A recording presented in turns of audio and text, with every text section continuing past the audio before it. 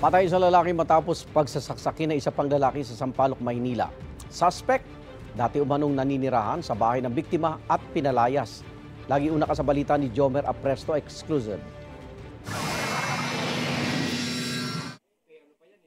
Nakaupo ang magkapatid na sina alias Rod at alias Mike sa bahagi ng Marsan Street sa Sampaloc, Maynila pasado alas 9 ng umaga kahapon. Maya-maya, isang lalaki ang biglang lumapit at hinataw ng speaker ang 46 anyos na si alias Rod. Tinadyakan niya pa ito bago dumukot ng patalim sa kanyang bewang, kaya agad na napatayo ang magkapatid. Ilang beses niyang inambaan ng saksak ang biktima hanggang sa tuluyan na niyang pinagsasaksak si alias Rod. Sinubukan pang lumaban ng biktima pero tila hindi nakontento ang suspect at itinarak sa ulo ng biktima ang patalim. Dead on the spot ang biktima. Habang napatakbo naman ang kapatid na si alias Mike. Kinagabihan, nahuli ang kapatid ng biktima na si alias Mike matapos umanong mag-amok sa tapat ng barangay at tangkaing saksakin ng isa sa mga kagawad. Bigla niyang inugot, hinabol ako. Siyempre tumakbo ako. Nakakita ko ng kahoy. O sige, sumugod ka. Ayun na nga, may dumating na ng pulis. O nakita po nila, 2 kutsilyo ang nakuha ng pulis natin.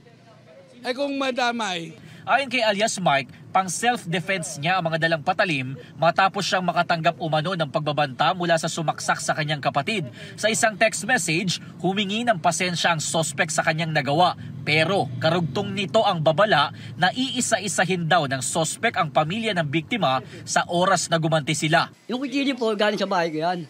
Kumbaga po, bumili ako ng pagkain ko, self-defense. Kinilala ni alias Mike ang suspect sa pagpatay sa kanyang kapatid. Nakatrabaho raw siya ng biktima nang magkabit sila ng poster ng mga kandidato para sa eleksyon. Pinatira pa raw ng biktimang si alias Rod ang suspect sa kanyang bahay sa loob ng 1 buwan. Pero nagkaroon daw sila ng samaan ng loob matapos niyang palayasin ang suspect. Pinapalayas na nga siya kasi nga may dala siyang bato, sisin pinapakit. Hindi naman natuluyang kinulong si alias Mike matapos mapakiusapan ng mga kaanak ang kagawad. Patuloy ang backtracking ng otoridad para mahuli ang suspect sa pananaksak.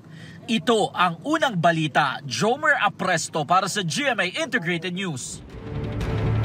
Igan, mauna ka sa mga balita, mag-subscribe na sa GMA Integrated News sa YouTube para sa iba't ibang ulat sa ating bansa.